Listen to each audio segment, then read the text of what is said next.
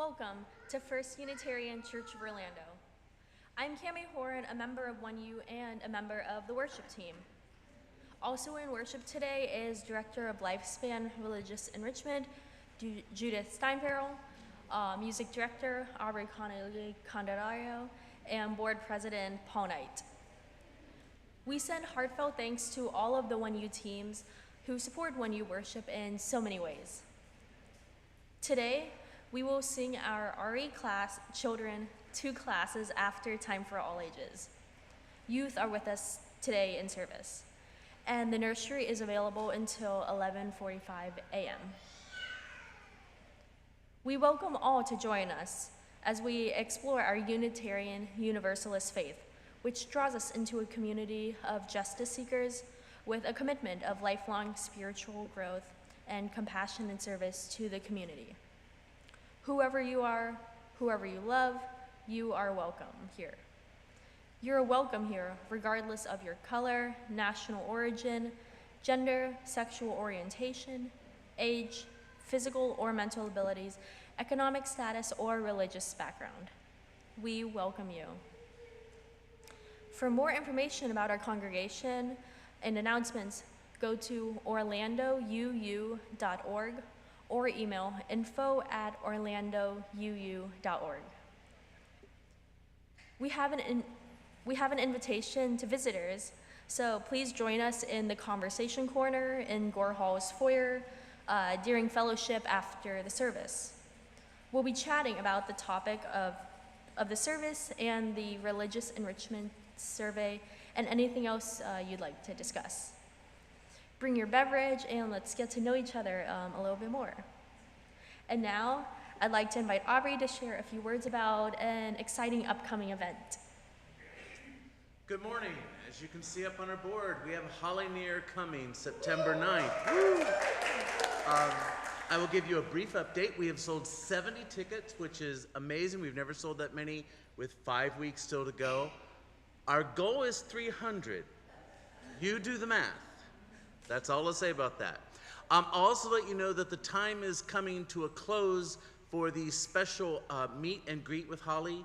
4 individuals at $250 a person can purchase a ticket to see the show, but also to meet and gather with Holly Near privately for about 30 minutes before the concert begins. We do have to confirm the sale of those tickets by August 1st. So if you're interested, please see me today immediately after the service or email me right away to get that taken care of. Our window is coming to a close. But otherwise, go to Eventbrite, get your tickets. Thank you. Awesome. Thank you, Aubrey. So, also, in addition to Holly Near, coming up on Tuesday, August 1st, our RE kids, 5-year-olds through high school age, are invited to join the New Image Youth Center kids on a 1-day fun camp right here at 1U. Kids are to check in at 10 a.m. and will be here until 2 p.m. And there will be juggling, drumming, yoga, arts and crafts. And lunch will also be supplied as well, so free food. We're hoping a bunch of our families will join in for the fun too. Helpers and donations are also gladly accepted in various forms. And please refer to the slide or reach out to Steph Garber or Karen Ramberg for more information. And all announcements are on the slides before and after service, and we have our links in the weekly update or on our website. So if you would like to follow along in service, please use the QR code shown on the monitor and on the first few slides. So thank you again for being here in person and online today. And now, please, for the chalice lighting. So please say the words with me as we light the chalice. In the light of truth and in the warmth of love, we gather to seek, to sustain, and to share. And please rise, embody your spirit, and join in singing our opening hymn number 347, Gather the Spirit. and words are on the screen above.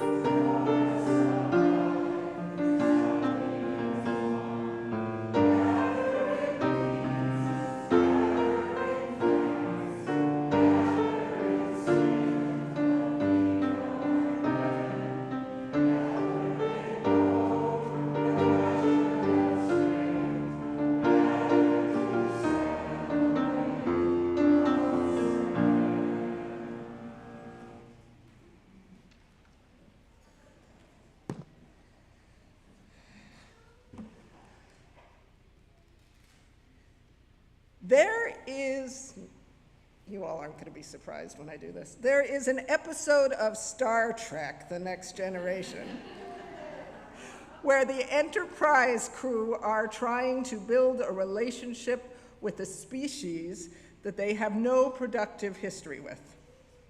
They're called the Temerians. They are confronted with a ship captain that keeps repeating the same words, Darmok and Jalad at Tanagra. Darmok and Jalad at Tanagra. In working through how to communicate with them and understand what statements like that meant, Commander Data explains, they seem to communicate through a narrative imagery by reference to the individuals and places which appear in the mytho-historical accounts. Counselor Troy elaborates with, as if I were to say to you, Juliet on the balcony. Now consider that image of romance that comes to your mind. It is explained further that you and I probably are familiar, right, with the context that brings the image to mind. Someone who has never heard of Shakespeare, or maybe has never seen or read the play, only knows the statement they have just heard, Juliet on the balcony. They don't know the story it reflects. Commander Data explains, it is necessary for us to learn the narrative from which the Temerians are drawing that imagery. And, he says, given our current relations, that does not appear likely. Unbeknownst to the Enterprise crew, the Temerian captain has created an opportunity for the two captains, Captain Picard, and the Temerian captain, to build their own experience together. And this will help them share their own story as they then relate it to a shared experience. It becomes a life or death struggle, and creates a building block for the future of their two groups to communicate. For the die-hard Trekkers in the room, I would be remiss if I did not tell you that the story they build is later known as Picard and Dathan at El Adril, just so you know. There will not be a test. We are called to worship today as we consider the foundational sources and inspirations of our pluralistic religion that we reference and how they may be valuable in living our fullest Unitarian Universalist lives and in love and compassion. So starting with love and compassion, I invite you to take a moment and to greet one another.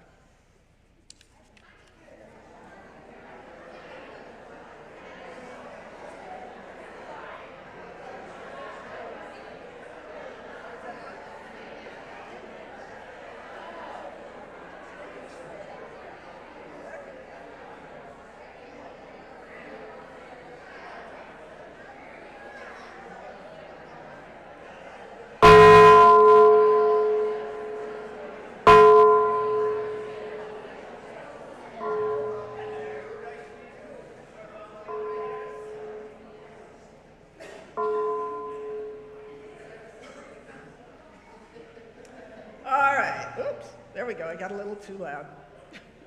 We're swapping between mics today, so this is a challenging morning. So I've got a great group of people here this morning, and I wonder how many are here and have read all the emails and links and the Facebook posts and brought a book. So cool. So what I've asked you all to do this morning is to bring a book with you that had some meaning or had some formational effect for your life. So what I'd like you to do is to come up, just form a line and come up, and as you come up, add your book to, oops, I forgot what I wanted. Can you hand me the hymnal? Yep, that'll do. There we go. So add your book to a tower that we are going to form right here, and you might tell me what it is, and I'll repeat it into the mic so that we're not trying to all talk into the mic. So come on up. Cammie is going to bring her book up first. Cammie, what's your book? Anne Lamont, Grace Eventually, Thoughts on Faith. Thank you very much. All right, come on up, one at a time, kids, adults, everybody. But hi, Daniele. What's your book? Wings of Fire, the graphic novel. Wings of Fire, the graphic novel. Add it to the pile. There we go. There we go. There's a listing of 400 mountain passes. A listing of 400 mountain passes. Awesome. Curious Critters. Thank you. What do we have? Ooh, a princess book, Live Your Dreams. Awesome.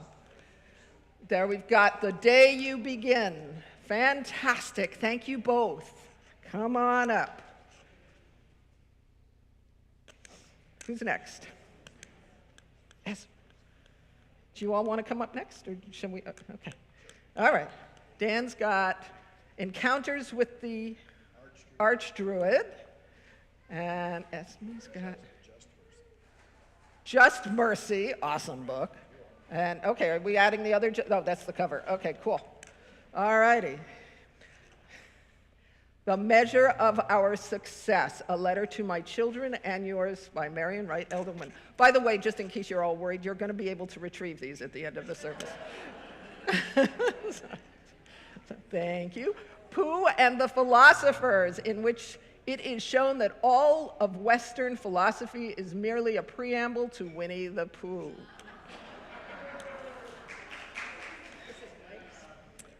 Sorry, this is Mike's? Okay. The Art of Loving by Eric Fromm. The Shelter of Each Other, Rebuilding Our Families from Marty. Thank you. Shel Silverstein, A Light in the Attic. Awesome. Representing the entire series, The Fellowship of the Ring. I knew someone would bring Tolkien, that is for sure. So, The Kite Runner. That's a great story. All right. Siobhan. The Fault in Our Stars by John Green. Awesome. Anybody bring anything else? All right. So my questions are, first of all, how many, we've got some from kids that are rather profound, and we've got some from the adults.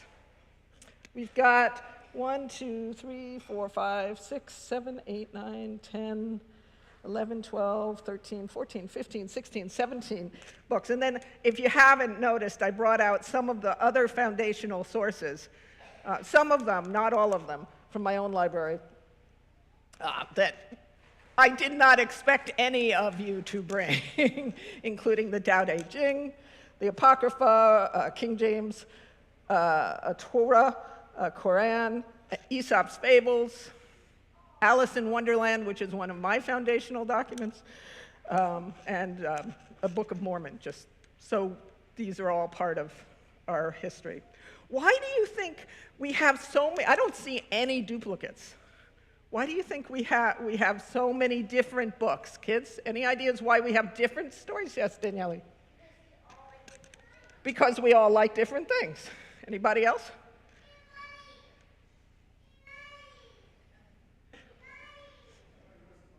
Okay. Why else might we? Do you have a book to add to the pile? No, I just said that. Okay. So do you all have a book you want to add to the pile? Okay. Okay. It's all right. Why else do we have different books? These are books I said that inspire us and are formational. Different needs. Now, do you think they all have different messages? Maybe. Do you think some of them have similar messages? Some of the stories might have similar messages. Later in the service, we're going to experiment with that a little bit. All right. So I thank you for sharing. We're going to keep the tower here this morning. So when the kids go out to the service, go out to play, they'll be here for the service. And then y'all can retrieve it at the end of the service. So before I move to the kids being sung out, does anyone else have a book they wanted to share? Okay. I was hoping I might get some in an email, but I never did, so I did not create a slide for it. All right. So now we are going to sing our children out, and they're going to join the Homblets out on the labyrinth, and then they'll be led to go paint rocks in classroom 1. So if anyone that would like to join them is welcome to join them. Just know you're going to be painting, and then parents will pick them up after the service, either from the classroom or from the Enrichment Center courtyard. Can we sing our children out, please? Woo!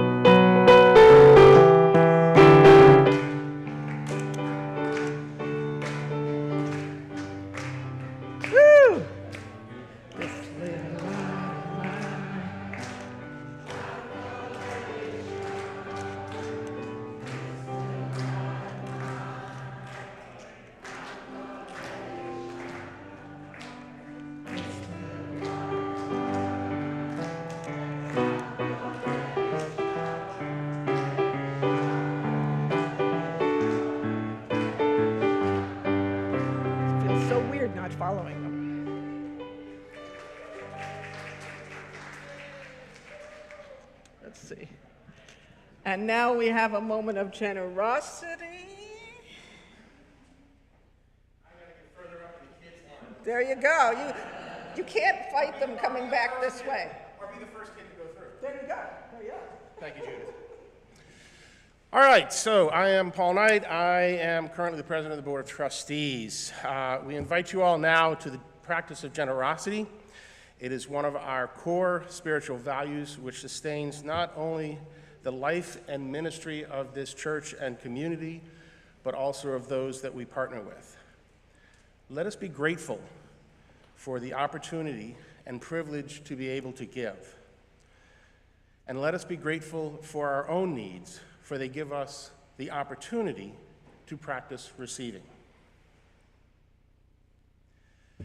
So each month we have a Share the Plate partner, and if there is a 5th Sunday of the month, We donate 100% of our collection to the Black Lives of Unitarian Universalism, also known as Blue.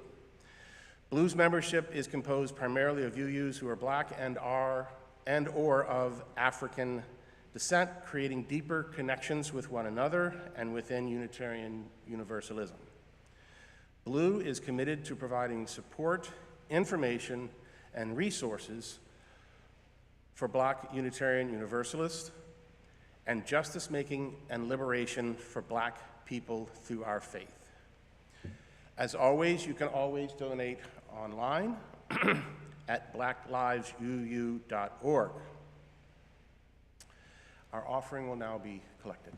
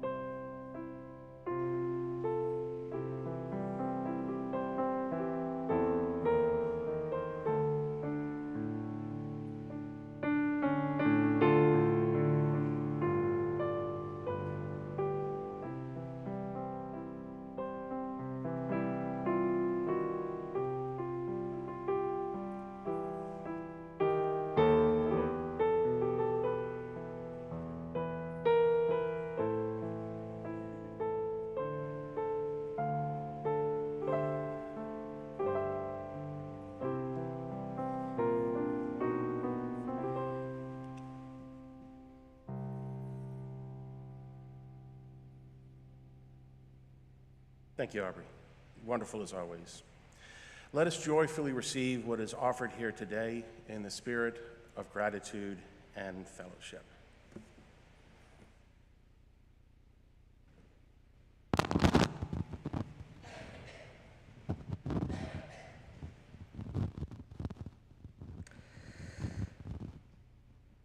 This is the time we set aside for deep sharing of our hearts and for prayer and meditation. If you have a sorrow that you need witnessed or help with, or have a joy that you wish to share, please contribute to our collective sharing of joys and sorrows to be read each Sunday during worship. You can send an email to joysandconcerns@orlandouu.org during the week. If you're attending in person, you can also fill out a card at the registration table and hand it to an usher before the service. And after the meditation, we will call you forward to participate in our candle lighting. Today we have from our 1U family, we want to say today's flowers are provided by Colleen. Okay, Colleen, I forgot to ask you how to pronounce your last name. Wiederhold? Okay. To remind us that time is short and life is precious, so enjoy every moment. We have a joy. Artist Christine Fullerton spent a year during COVID lockdown painting COVID-themed works. One painting representing 6 million global COVID deaths is on display in the City Arts Factory on Pine Street, downtown Orlando, through August 12th. Support the arts, and please visit Arts Factory and see Christine's work. You know, that's a joy that her artwork is there, and it's a concern that she needed to create it, right? I also have a joy submitted by the Friends of New Image Youth Center and the Justice Team. Extraordinary news from New Image Youth Center. We are absolutely ecstatic to announce that our executive director, Dr. Shante Barton Stubbs, has been honored with the prestigious 2023 Presidential Lifetime Achievement Award. This award speaks volumes about Dr. Barton Stubbs' ceaseless dedication and unwavering commitment to our mission and the youth we serve. Her leadership continues to inspire us and has a profound impact on our community. 1U is proud to be supporters of this extraordinary woman and the New Image Youth Center.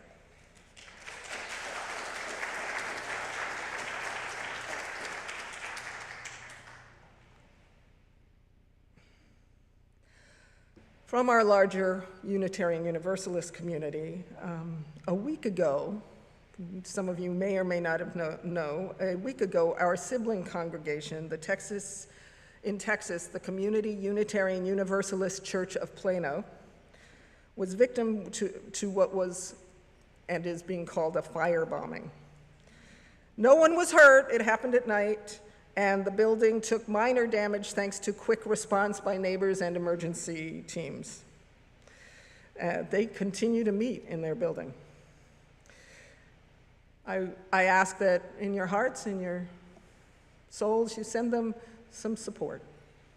Can't imagine what that would feel like, and may we never have to.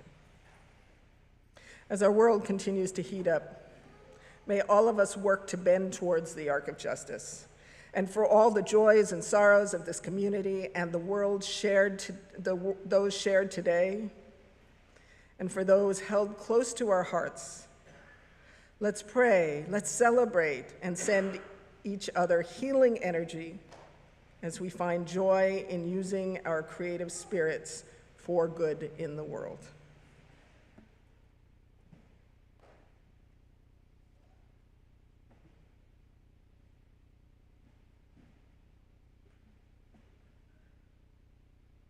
So now let us sit here a moment, gather our thoughts, let our bodies find their center.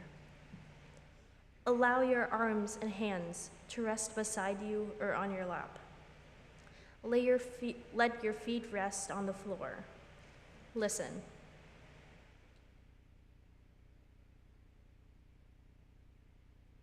Just be. Let the thoughts that arise, arise. Let them settle back down. Just be.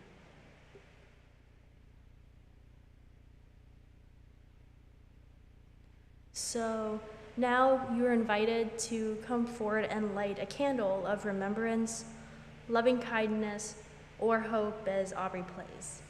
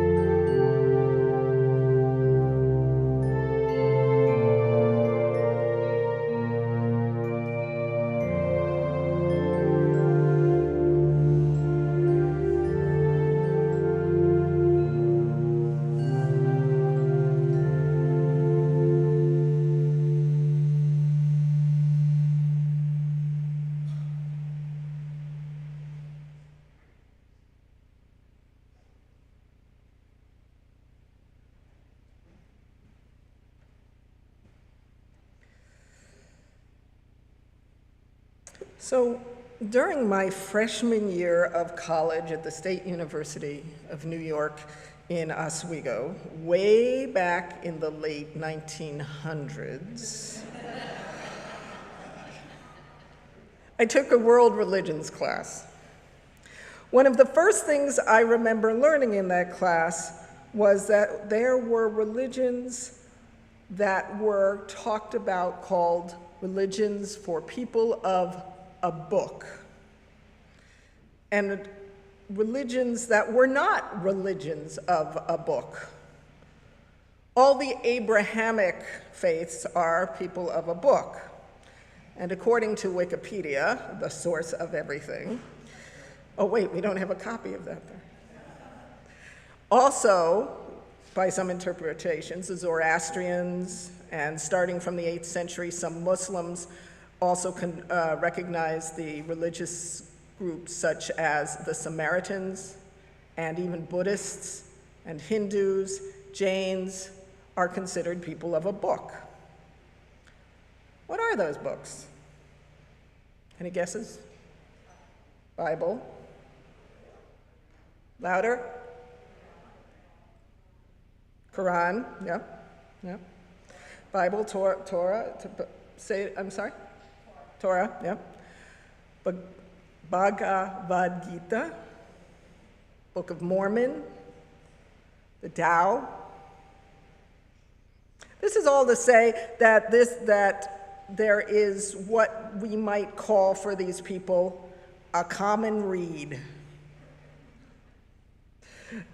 All the adherents to a particular faith practice were referencing the same pages, more or less, when being guided in how to live their best, most helpful, productive lives. So I'm going to gather some information here. Ready? Share as you are comfortable. How many of us in this room are out there are near or over 60 years of age? Just trying to get a sense of things. Okay. How many of us were brought up in, of all of us, not just those who are near or over 60, all of us, were brought up in non-religious households? How many were brought up in ultra-religious homes? Or just religious homes? Yeah. How many of those from religious households were based in some version of Christianity? How many were based in some version of Judaism? Okay. Okay, so if I say to the room, Genesis 1:1, what would you all say? Say it again real loud. In the beginning. Okay. If I say John 3:16, do you know what I'm referring to? Okay. No. Yes, forgot. So just for the record, I learned that particular saying when I was working for, not a member, working for a Salvation Army camp. Really fascinating experience. If I ask any of you 60 or older where you were when Kennedy was shot, do you know what I mean? No. Who knows what I mean if I ask you how low the serial number was on your copy of the White Album?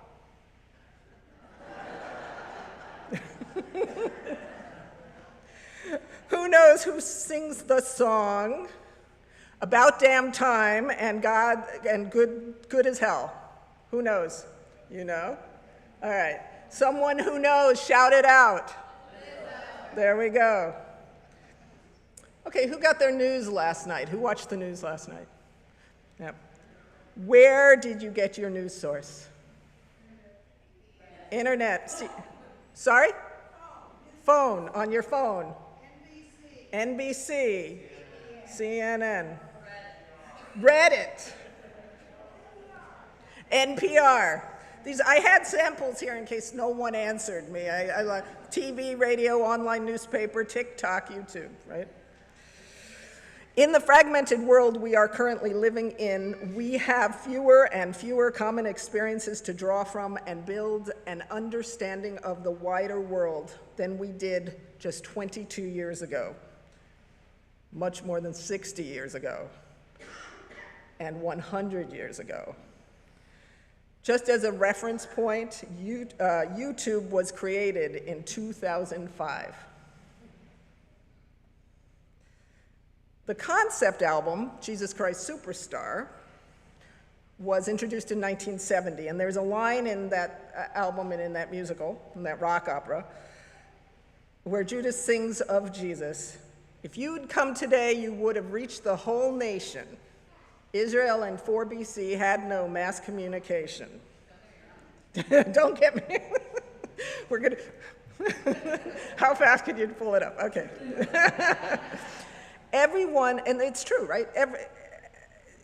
It was true in the 70s and 80s and the 90s. Everyone in the US with a TV was watching one of the 3 news broadcasts back then with Cronkite, Huntley, Brinkley. I always say it wrong because from the Tom Lehrer song, Huntley and Brinkley, and Reasoner at their anchor desks. And you younger folks are going, huh? What? What's an anchor desk? Of course, if he'd come, let's see. If he'd come today in 2023, Jesus would have had to compete with podcasts, Fox News, CNN, Twitter, I mean X, TikTok, and Instagram, and all those algorithms. I wonder if he'd get his message out. There were back then 2 New York Times bestseller lists, and each was only 10 books long. Today, when I took a count, there were 11 separate lists, each having about 15 different top 15 books. There were ebook versions, ebook print versions, fiction, nonfiction, fiction, nonfiction, ebook, hardcover, paperback, advice, young adults, children's. So what is our common reference today? I think I heard some answers, but shout them out a little louder. Wikipedia. Google. Yeah. The pandemic. That's a really good point. Well, we have in this room, we have congregational polity, which our ancestors back in the 1630s clarified to mean that each congregation maintains the authority to run their church as they find it right to do it. So we sort of have that common, I'll get that in a minute, that common point.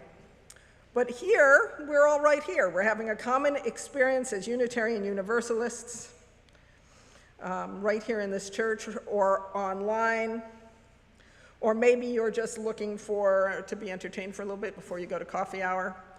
Either way, you're here for a common shared experience, hearing a similar message. I'm going to make you crazy if I don't stop coughing. In both the current version and the proposed version of the UUA Article 2 bylaws, which you've not heard anything about this year, includes recognition of the sources and inspirations that inform Unitarian Universalist values. Any idea what they are? If you open up the great hymnal to the page right before where the hymns start, you can find a list of them. They include direct experience of transcending mystery and wonder, words and deeds by prophetic people, wisdom from world's religions, Jewish and Christian teachings, humanist teachings, spiritual teachings. The new version is a little more generalized, but it says pretty much the same thing, that we pull from all these sources. Curious, did we bring any of those up here today? Nah? Really? You don't think so? Did we bring, what's not in that list? Jewish and Christian teachings, no Bible? What about, but there's some awesome books there. They're not included amongst those? Maybe. Spiritual teachings of earth-based, humanist teachings are in there. Wisdom from the world's religions, various religions are there. Words and deeds of prophetic people. Nobody brought a book of speeches, and no one brought a copy of the Constitution, which I have seen in the past, and I've also seen a copy of Harry Potter.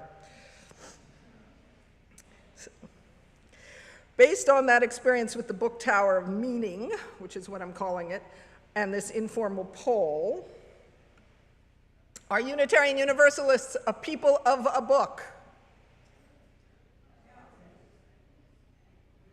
It's a thing to think about, isn't it? Do we need to be? No? If I say Juliet on the balcony, do you have something, a reference point? Has everybody here read Juliet, Romeo and Juliet? Have we seen it? What I learned while I was, so I said when I was in school in the late 1900s, when I started my freshman year at SUNY Oswego, then I completed my bachelor's degree in the early 2000s with a focus on comparative religion at Goddard College. And what I learned was many of those faiths with people of the book, as well as many others, were teaching very similar messages, which is why I asked if these were similar. There is a journal article by J.O. Hertzler referencing a particularly comprehensive list of translated versions of the Abrahamic faiths and what they refer to as the Golden Rule. While being kind to your neighbor is ubiquitous among that, some of these versions are framed in positive language. Do unto others as you would have them do unto you. And some are framed in negative language. Don't do to other people what you don't want done to you. Is that so it's common, it's similar, but it's different. And while I am on, by the way, this translation thing, I'll also reference a New York Times article from 2010, Does Your Language Shape How We Think? Which talks about the same thing, that how things are translated, how we use language affects how we do things. And by the way, I had a wonderful conversation with one of our members, Lori, who's a sign language interpreter, about how sign language, the nuances in sign language mean different things and how things come across differently. So I'm told by a couple of biblical scholars that the ancient Hebrew in our earliest Old Testament, as I suspect some of you already know, does not gender God. Translators did that. Those translators were absolutely influenced by who they were and who was in charge. And I'm not suggesting that you start picking apart texts and for mistranslations. What I'm suggesting now is that being familiar with some and being open to the wonder of how they get there might be an opening for further conversations. I learned recently of a quote by one of our UU legends, James Luther Adams. It's the title of the it's the quote I use at the top of the sermon. There is no such thing as the immaculate conception of an idea. All right. To explain that further, I invite Cammie to join me up there, and we will share a little reading for you.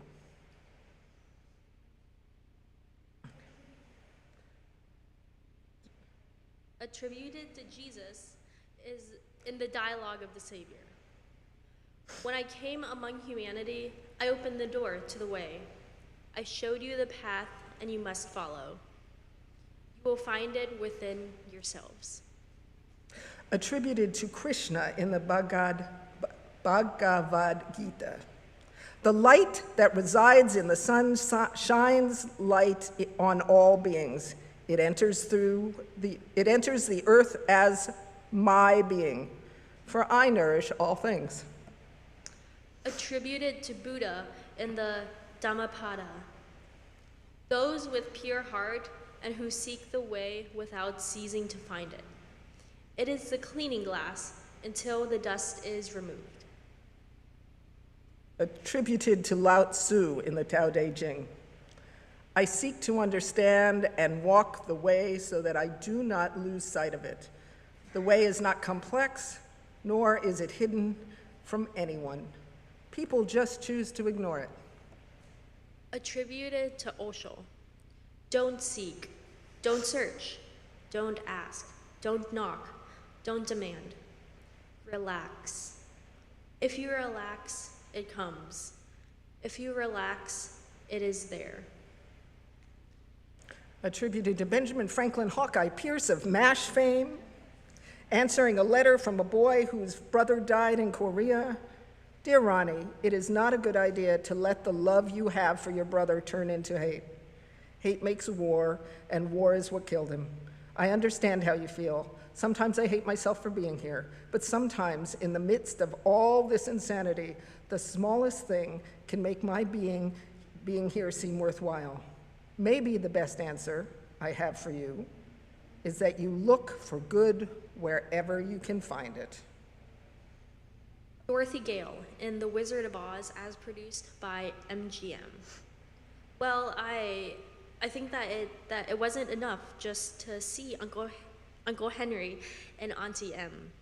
And it's that if I ever go looking for my own heart's desire again, I won't look any further than my own backyard, because if it isn't there, I never really lost it to begin with.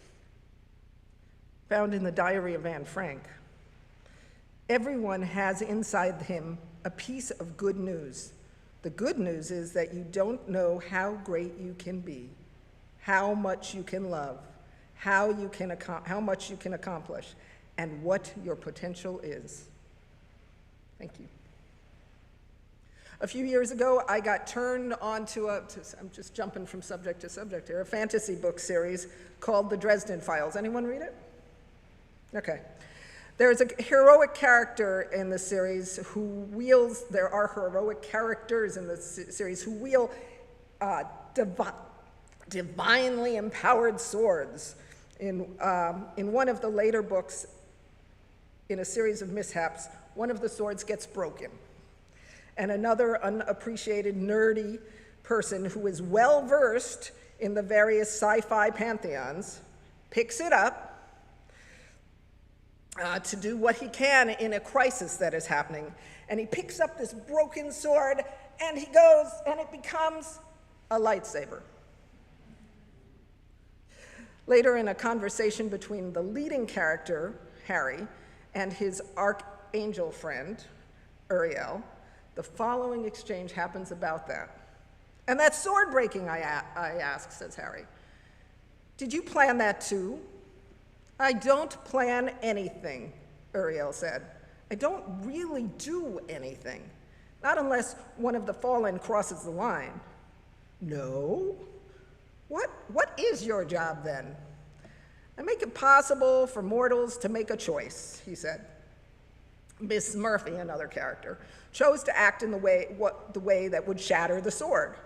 Mr. Butters, the one that picked it up, chose to act with selflessness and courage that proved him worthy to be a true knight. And you chose to believe that a ruined, broken sword could make a difference. The sum of those acts created the sword that it is, in some ways greater than the one that was broken. I didn't choose for it to do that, I said, seriously. There might be some kind of copyright infringement going on here. Uriel smiled again. I must admit, he said, I never foresaw that particular form of faith being expressed under my purview. Harry goes, belief in a friggin' movie? Belief in a story, Uriel says, of good confronting evil, of light overcoming darkness, of love transcending hate. He tilted his head. Isn't that where faith begins? Harry grunts. And thought about it. Lots of Star Wars fans out there, maybe even more than Catholics. Now, I say, remembering that traditional sources, which clearly informed our UU ancestors and might have informed that story just a little bit, got us started. These traditional sources as well as many others. And they informed that right there. There must have been something important there that we can find that may give us something in common with our religious siblings who are of the book. And as Unitarian Universalists, we want to try to find that common ground so that we can communicate, if for no other reason. So from Maya Angelou, she says, everything in the universe has a rhythm. Everything dances. So to close out this I'm going to do one last reading. Switch over to this, Mike. From our book tower. Okay. I need somebody to help me choose a book. And I'm going to do something called bibliomancy. It's a tradition where you open up a book and you just find the right reading. Huh? Just choose Winnie the Pooh? Now I got to find where it is. Okay, hold on. Winnie the Pooh, Winnie the Pooh. Aha! Pooh and the Philosophers. Okay, everybody, somebody say stop.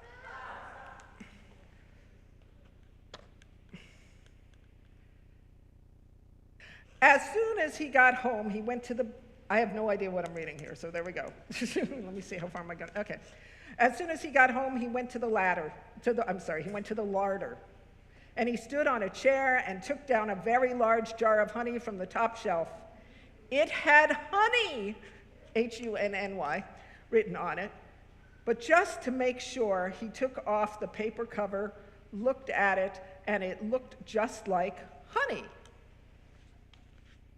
But you never can tell, said Pooh. I remember my uncle saying once that he had seen cheese just this color. So he put his tongue in it and took a large lick. Yes, he said, it is no doubt about that. And honey, I should say, right down to the bottom of the jar. And I should say, right down to the bottom of the jar. It is honey, right down to the bottom of the jar. Okay. Unless, of course, he said, somebody put cheese at the bottom for just for a joke. Perhaps I had better go a little further, just in case. And he gave a deep sigh. I was right. It is honey, right the way down. Oh my gosh, it's exactly what I needed you to say to close out this homily, right? You gotta give it a try to find out what's in the jar. All right, awesome. Bibliomancy works. Come over here. All right. Please rise in body and spirit and join in the singing hymn 113, Where is Our Holy Church? The words will be projected on the screen.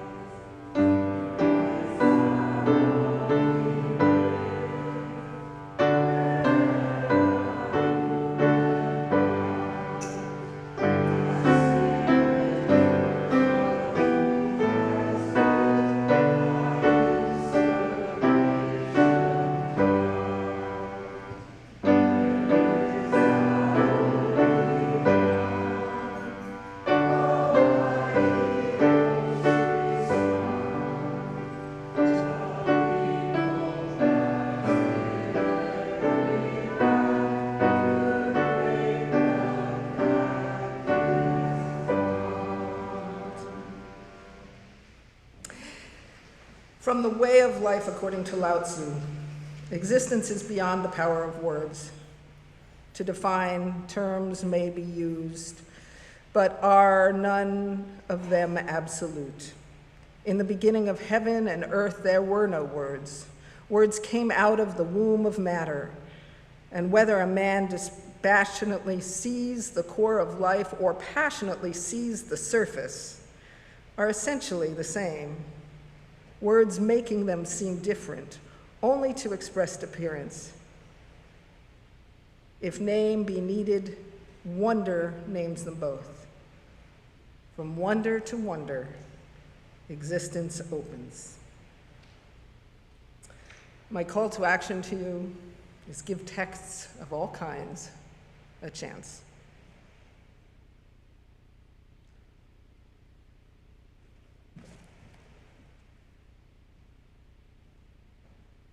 Now, please say with me these words as we extinguish the chalice. We extinguish the flame, but not the light of truth, the warmth of community, or the fire of commitment. These we carry in our hearts until we are together again.